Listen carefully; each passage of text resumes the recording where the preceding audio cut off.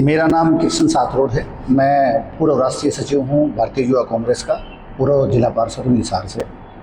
हमारा जो आज प्रेस वार्ता करने का जो विषय था, गुरु जम्बेश्वर विश्वविद्यालय में बच्चे जो हैं धरने पे बैठे हैं 2 दिन से, और उनका धरने पे बैठने का कारण है फीस वृद्धि।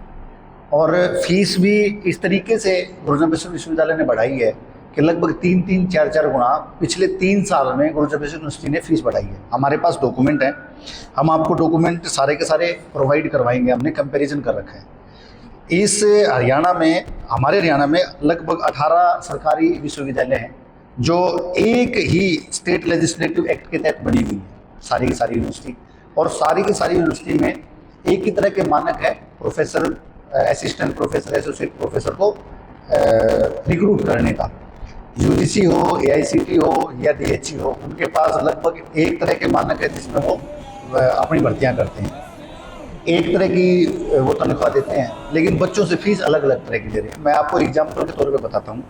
एक ऐसा कोर्स है एमएससी मैथ। एमएससी मैथ में गवर्नमेंट कॉलेज हिसार जो फीस ले रहा है वो ले रहा है 6,000 रुपये, और उसी एमएससी मैथ में गुरु जम्बेश्वर यूनिवर्सिटी जो फीस ले रही है 50,000 रुपये। आप ये बताइए कि इस डिग्री में उस डिग्री में क्या अंतर है।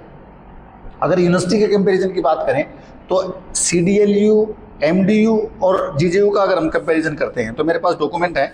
इन डॉक्यूमेंट में मैं आपको प्रोवाइड भी करवाऊंगा सारा का सारा। जितने भी बीटेक हैं, सभी बीटेक 50,412 रुपये में एमडीयू करवाता है और 50,000 रुपये में सीडीएलयू करवाता है, लेकिन गुरु जम्बेश्वर यूनिवर्सिटी उसी बीटेक के 85,000 रुपये लेती है। और ये तो एक बताया मैंने आपको। पिछले साल इंटीग्रेटेड कोर्स लॉ स्टार्ट किया था जीजेयू ने 45,000 रुपये फर्स्ट ईयर की फीस थी पिछली बार। अब की बार वो बढ़ा करके 75,000 रुपये कर दी लॉ की। जबकि लॉ एक ऐसा डिपार्टमेंट है गुरु जम्बेश्वर यूनिवर्सिटी का जिसमें टेम्परेरी टीचर है, परमानेंट सिंगल टीचर नहीं है। वहाँ पे एक भी ऐसा टीचर नहीं है जो परमानेंट हो। वो नहीं है। ज्योग्राफी डिपार्टमेंट को मैं जानता हूँ जिसके पास कोई परमानेंट टीचर नहीं है। उसके अलावा जो फीस बढ़ी है उसकी वजह से, बढ़ी हुई फीस की वजह से, जो यहाँ के मेन जो डिपार्टमेंट होते थे यूनिवर्सिटी के, मैथमेटिक्स से एमएससी करवाते हैं, फिजिक्स से एमएससी करवाते हैं, केमिस्ट्री से एमएससी करवाते हैं, मास कम्युनिकेशन से एमएससी करवाते हैं, एमए इंग्लिश है, एमए हिंदी है, ये जितने कोर्स मैंने आपको गिनवाए हैं सभी कोर्सेज की 50% से सीट कम खाली पड़ी, 50% से ज़्यादा सीटें खाली पड़ी है। किस वजह से? उसका सबसे मेन कारण फीस है। उन्होंने इतनी फीस बढ़ा दी कि बच्चे धरने पे बैठ गए और बाकी जो मेन कोर्स इनके होते तो उनमें से लोगों ने एडमिशन लेना बंद कर दिया। तो हम ये चाहते हैं कि यूनिवर्सिटी ने जो ये इस तरीके का रवैया अपनाया है, इन्होंने पिछले 3 साल में, 4 साल में जितनी फीस बढ़ाई है, ये अपनी फीस को वापस लें।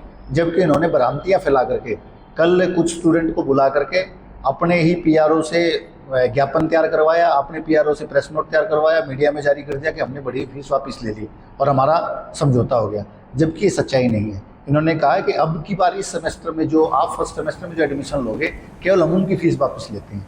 जो बच्चा आज सेकेंड ईयर में है, सेकेंड सेमेस्टर में है, या थर्ड ईयर में है, फोर्थ सेमेस्टर में, फिफ्थ सेमेस्टर में है, जिसकी फीस इन्होंने पिछले साल बढ़ाई थी, उसकी फीस का कोई समाधान नहीं किया है। अगली बात मैं आपको बताता हूँ, ये फीस इतनी ज़्यादा लेते हैं, इनके पास लड़कियों को देने के लिए हॉस्टल नहीं है, लड़कों को देने के लिए हॉस्टल नहीं है। ये प्रोफेसर्स के लिए बड़ी बड़ी कोठियाँ बना रहे हैं, बड़े बड़े मकान बना रहे हैं, जबकि इतनी भारी भरकम फीस देने वाले स्टूडेंट को ये यूनिवर्सिटी में रहने के लिए हॉस्टल नहीं दे पा रही हैं। लड़कियाँ एक एक कमरे में 5-5 रहने के लिए मजबूर हैं। इनके पास ना रहने की हॉस्टल की सुविधा है, ना इनके पास पढ़ाने के लिए टीचर परमानेंट रिक्रूट कर रखे हैं। सारा का सारा मतलब अंधे खाते से चल रहा है और बच्चों को इतना प्रेशराइज किया जा रहा है, उनको प्रताड़ित किया जा रहा है। प्रशासन चाहता है किसी भी तरीके से धरने पर ना बैठें, अपनी जहाँ जायज़ जो डिमांड है वो भी प्रशासन के सामने ना रखें। तो हम उनके जायज़ जितनी भी डिमांड है उनका पुरजोर समर्थन करते हैं, और अगर आवश्यकता रही तो हमें धरने पे बैठने की जरूरत पड़ी तो हम उनके साथ धरने पे भी बैठेंगे। और हम बच्चों को ये कहना चाहते हैं कि प्रशासन की और सरकार के खिलाफ लड़ाई है, हमें ये लंबी लड़नी पड़ सकती है, लेकिन जीत आखिरकार बच्चों की होगी। हम चाहते हैं कि कांग्रेस की सरकार में जितनी फीस थी ये उसी फीस स्ट्रक्चर के ऊपर बच्चों को दाखिल करें, सभी बच्चों को हॉस्टल प्रोवाइड करवाएं, सभी बच्चों को सुविधाएँ प्रोवाइड करवाएँ। जब सारी जगह पे यूनिवर्सिटीज़ में टीचर्स को भर्ती करने के मानक सेम है तो फीस अलग अलग क्यों है?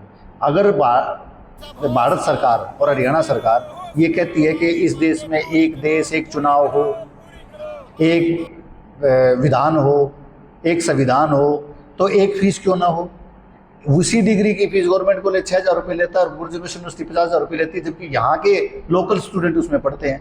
तो हमारी एक ही डिमांड है कि हरियाणा सरकार के फंड से यूनिवर्सिटियाँ चलती हैं, स्टेट यूनिवर्सिटी में एक तरह की रेगुलेशन जारी हो, और स्टेट यूनिवर्सिटियों को बचाने के लिए सरकार क्या कर रही है, सरकार ने आज से 2 साल पहले बहुत ही शाने तरीके से, वो क्योंकि इनको प्राइवेट करने की फिराक में लगते हैं, क्योंकि उन्होंने कहा कि आज से हम ग्रांट नहीं देंगे, हम आपको लोन देंगे। एक टाइम पे लोन इतना बढ़ जाएगा कि यूनिवर्सिटियाँ चुका नहीं पाएंगी और वो जाकर के किसी अंडानी को अंबानी को यूनिवर्सिटियों को सौंप देंगे। लेकिन हम चाहते हैं कि सरकार यूनिवर्सिटियों को प्रोटेक्ट करें, क्योंकि ये जो स्टेट यूनिवर्सिटी है इसमें गरीब का, आम का, साधारण किसान का, मजदूर का बेटा बेटी पढ़ते हैं, उनको वो प्रोटेक्ट करें, कम फीस में उनको पढ़ने के लिए सुविधाएं प्रदान करें, जिससे उनके लिए भी जीवन में अवसर खुलें, वो भी एक मुख्य धारा का जीवन जो है वो जी सकें। हमारी तो यही सरकार से गुजारिश है और प्रशासन से भी गुजारिश है। अगर ऐसी गुजारिश को नहीं मानते हैं तो हम बच्चों के आंदोलन के साथ हैं, आवश्यकता पड़ी तो हम आंदोलन करने के लिए भी तैयार हैं।